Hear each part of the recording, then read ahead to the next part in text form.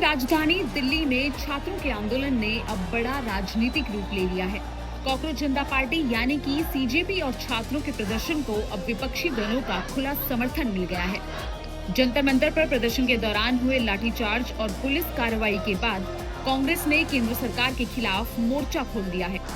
प्रधानमंत्री आवास के बाहर कांग्रेस अध्यक्ष मल्लिकार्जुन खड़गे, लोकसभा में नेता प्रतिपक्ष राहुल गांधी, प्रियंका गांधी वाड्रा, केसी वेणुगोपाल, पवन खेड़ा समेत कई वरिष्ठ नेताओं और सांसदों ने धरना शुरू कर दिया।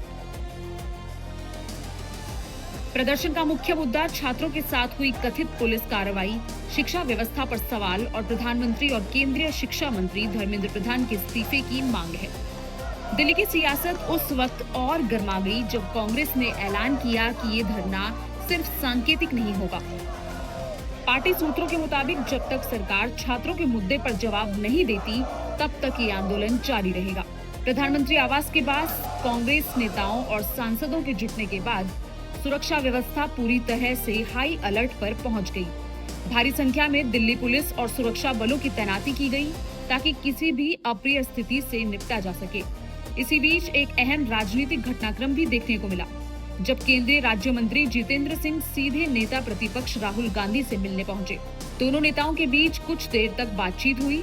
सूत्रों के मुताबिक जितेंद्र सिंह ने राहुल गांधी से प्रदर्शन खत्म करने की अपील की, लेकिन कांग्रेस नेताओं ने साफ तौर पर कह दिया कि जब तक छात्रों के मुद्दे पर सरकार जवाब नहीं देती, तब तक उनका आंदोलन जारी रहेगा। कांग्रेस पार्टी के राष्ट्रीय अध्यक्ष श्री मल्लिकार्जुन खड़गे जी और अन्य वरिष्ठ नेता जैसे श्री राहुल गांधी, श्रीमती प्रियंका गांधी, श्री वेणुगोपाल जी इत्यादि अकस्मात धरने पर जा बैठे और ये भी बताया गया कि वो स्थान धरने के लिए बहुत ज़्यादा अनुकूल नहीं है, उससे बहुत ज़्यादा असुविधा हो रही है जनसाधारण को।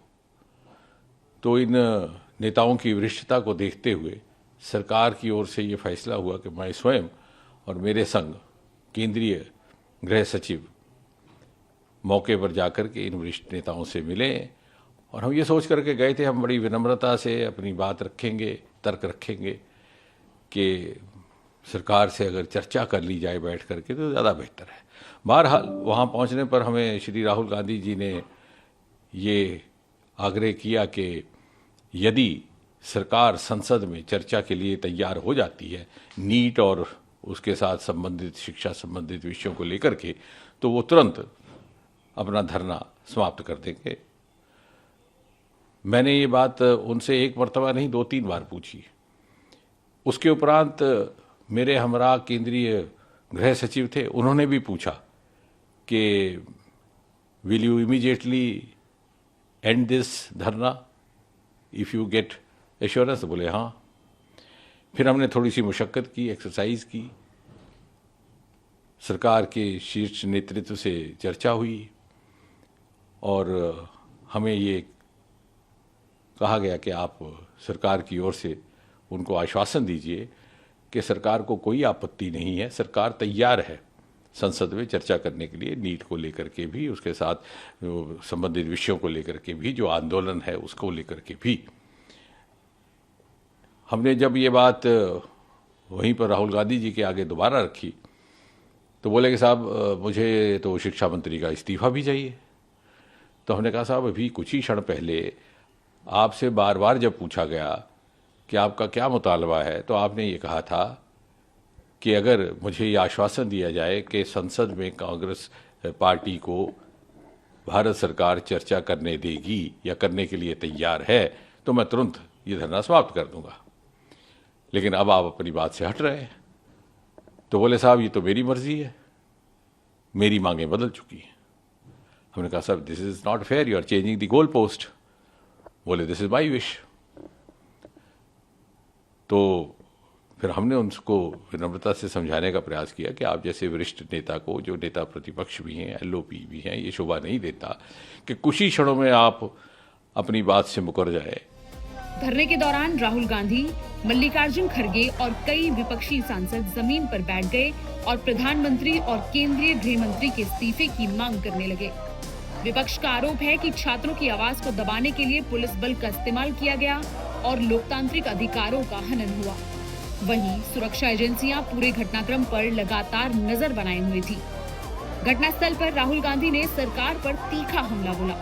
उन्होंने कहा कि विपक्ष ने लोकसभा अध्यक्ष से मुलाकात कर संसद में छात्रों के मुद्दे पर चर्चा कराने की मांग की थी, लेकिन उन्हें बताया गया कि इसके लिए सरकार की अनुमति जरूरी होगी। राहुल गांधी ने सवाल उठाया कि आखिर छात्रों के भविष्य जैसे गंभीर मुद्दे पर चर्चा कराने के लिए भी सरकार की मंजूरी की जरूरत क्यों है।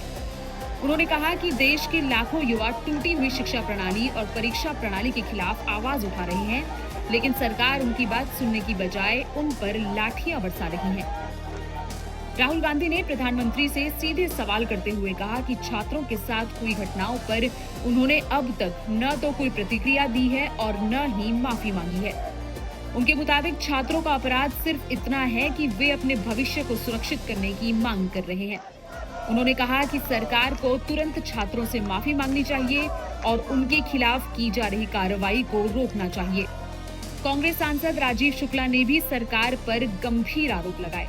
उन्होंने कहा कि पार्टी उन छात्रों के समर्थन में प्रधानमंत्री आवास के बाहर बैठी है जिन पर कथित रूप से लाठीचार्ज किया गया, आंसू गैस के गोले छोड़े गए और जो इस समय अस्पतालों में भर्ती हैं। उन्होंने कहा कि कई छात्रों के परिवार बेहद चिंतित हैं और कांग्रेस उनके साथ मजबूती से खड़ी है।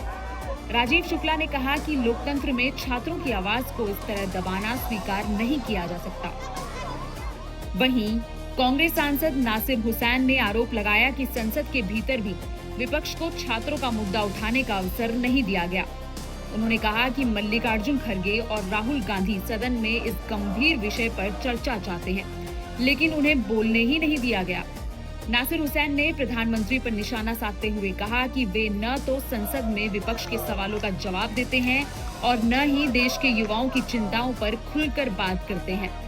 ऐसे में प्रधानमंत्री आवास के बाहर धरना देना विपक्ष की मजबूरी बन गया है। छात्र आंदोलन से शुरू हुआ ये विवाद अब पूरी तरह से राजनीतिक संघर्ष में बदल चुका है। एक तरफ विपक्ष सरकार पर छात्रों की आवाज दबाने और लोकतांत्रिक अधिकारों के हनन का आरोप लगा रहा है, तो दूसरी ओर सरकार पर लगातार जवाब देने का दबाव बढ़ता जा रहा है। अब सबकी नजर इस बात पर टिकी है कि क्या सरकार विपक्ष की मांगों पर कोई प्रतिक्रिया देती है या फिर दिल्ली की सड़कों पर शुरू हुआ ये आंदोलन आने वाले दिनों में और बड़ा राजनीतिक संघर्ष बनकर सामने आएगा।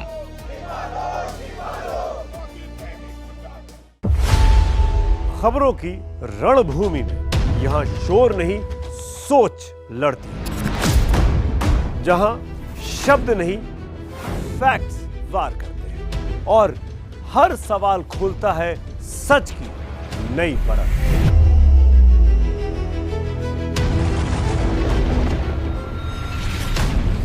चक्रव्यूह आपके अपने सुमित अवस्थी के साथ सोमवार से शुक्रवार शाम 6:57 पर टाइम्स नाउ नव भारत पर।